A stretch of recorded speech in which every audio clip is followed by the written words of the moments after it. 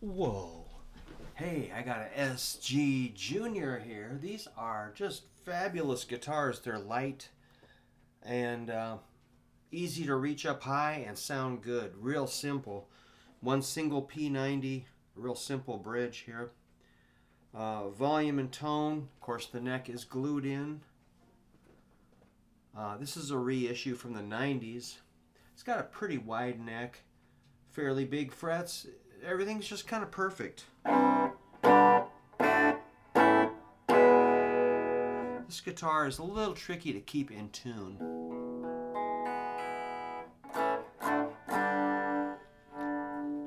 I played hundreds of gigs with these. I played this one in England at the Cavern Club in Liverpool.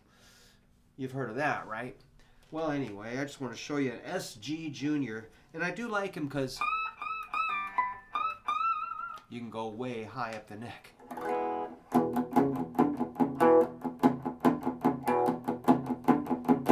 Simple.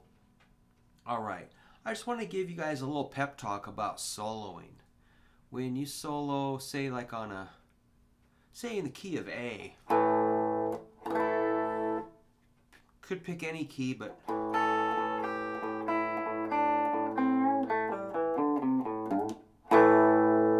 kind of get your ear tuned in on the A. I'll use like an A string. Maybe I'll turn on my strobe tuner and just check that A. So you can kind of get in the zone with pitch. See what I mean by tuning?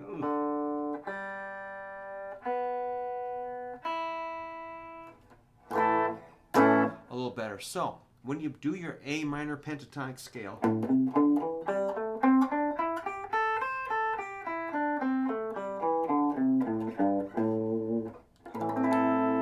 throw a chord in there once in a while, like an A minor or an A7. Both are fine. But, of course, you got your bends, like that's like a 7, 5, 7, bend, and let it back down.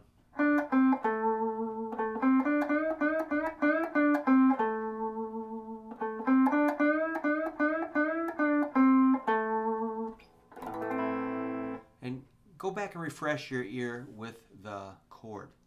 Let's go to second string, 8th fret. That's a G. We're going to bend it up to A.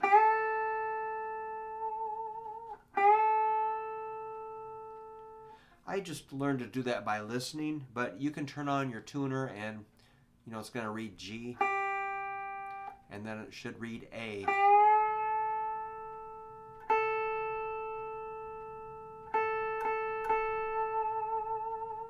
Practice getting that right on the dot. So you got two main bends.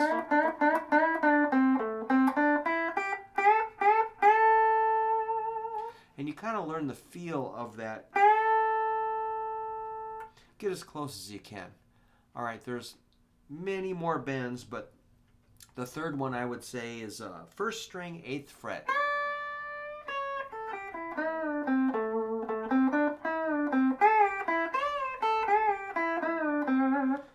First string, 8th fret, that's a C. You're probably going up to a D. But you could make it a D flat.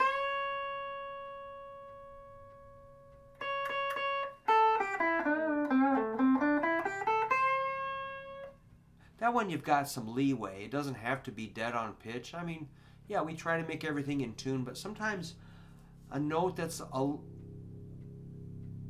between what is typically like a piano pitch might be really cool. That's what's great about guitar. You can get those kind of in-between sounds. Check it out.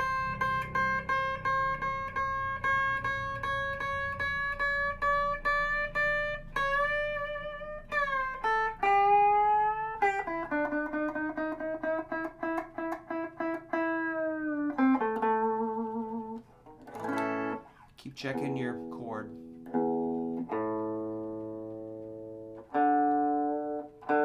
That D string's got like a kink in it.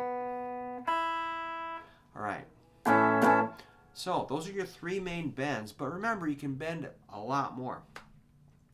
Say like, for instance, here's an E on the 5th string, 7th fret.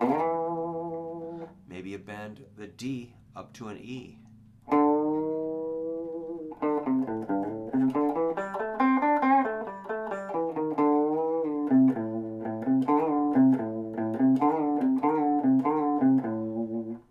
Cool. Or you could bend it a half step and get an E flat, which is your flatted 5th. So it makes it more of a blues scale.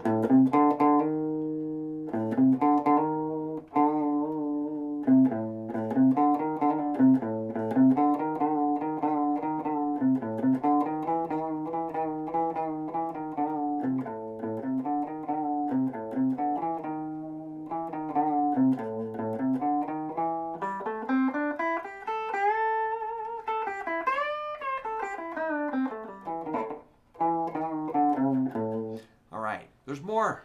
How about the 6th string, 8th fret, the C? You can definitely bend that up to a D.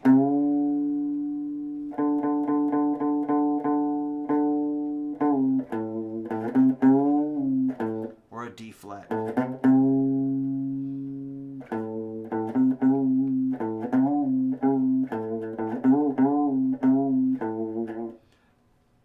There's a lot of things we can do here. Here's that C, 8th fret, 6th string. What if you thought bending up to the C from a B, which is 7th fret, 6th string.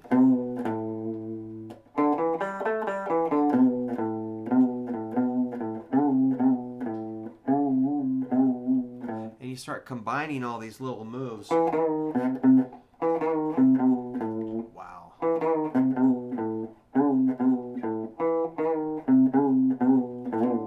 How about an A up to a B? Or an A up to a C? And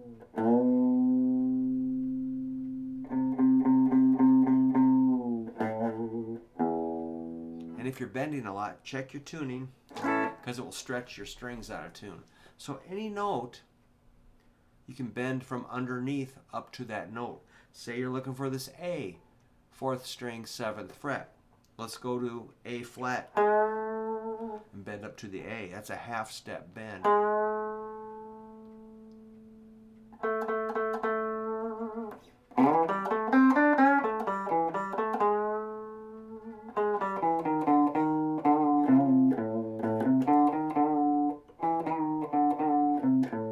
The D to an E, did we do that already?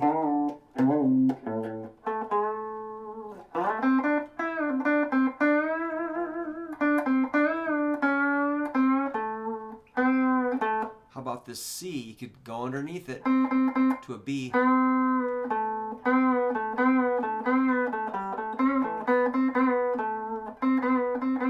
That's a B bending up to C.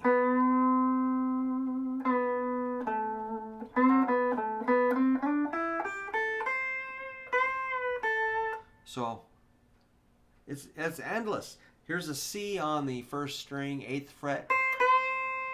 Go underneath it a half step to B. Bend that B up to a C.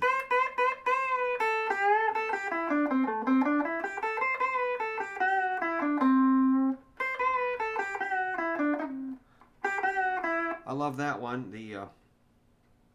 Here's the G, 8th fret, 2nd string. Go down to 7th fret. Do a half step.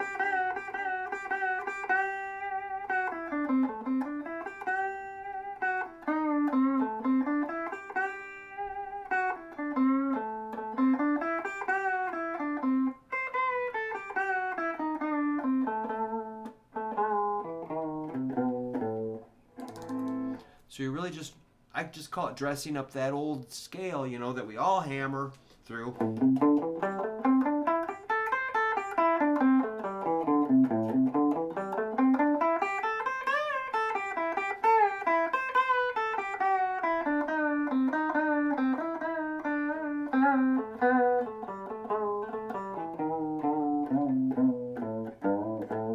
Did we talk about a G bending up to A? Third fret, bending up to the A. Whole step. That's really cool with some fuzz or some wah-wah. Or you could go down to the fourth fret, a A flat, just a half step bend. Man, I love these. You could combine that half step, whole step.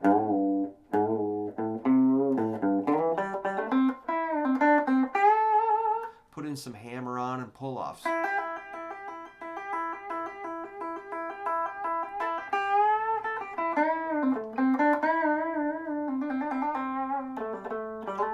And slide up to the note. Slide down. So I'm just saying, mix some slides, hammer-ons, bends, and vibrato into your phrasing and practice. So your scale won't be so, I always say as a teacher, the scales are a hard sell. People are like, do I have to, Or I might get you started on the scale and you just play the scale and you might not make any progress other than just put in your time on the scale. You're kind of stuck there. So I'm trying to unstick you and try to get you moving forward into being more creative and artistic with your practicing. Basically, I want you to be a really confident lead guitar player. And you might not join a band. You might just play at home for yourself. But, it matters that you make progress and have fun and please your own ear. I'm pretty selfish. I just play what I want to play. I don't really, unless somebody wants me to teach them a song that I don't know, I will learn it. And I don't mind. Sometimes I actually really turns into my favorite song. But sometimes it's just like I forget about it immediately, So, and, I used to play cover bands and everything, and that was cool.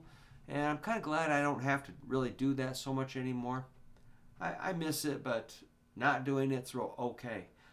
I like to just practice and try to get my skills. I just like to make sounds that I like, and I'm just trying to help you get those the ability to play things that you think sound cool. There you go. So you can be a little selfish. All right, I'm gonna get going, and I'll see you real soon. Let me know what's going on, and if you ever see an SG Junior, give it a try. See what the neck feels like. I think you might like it. See ya.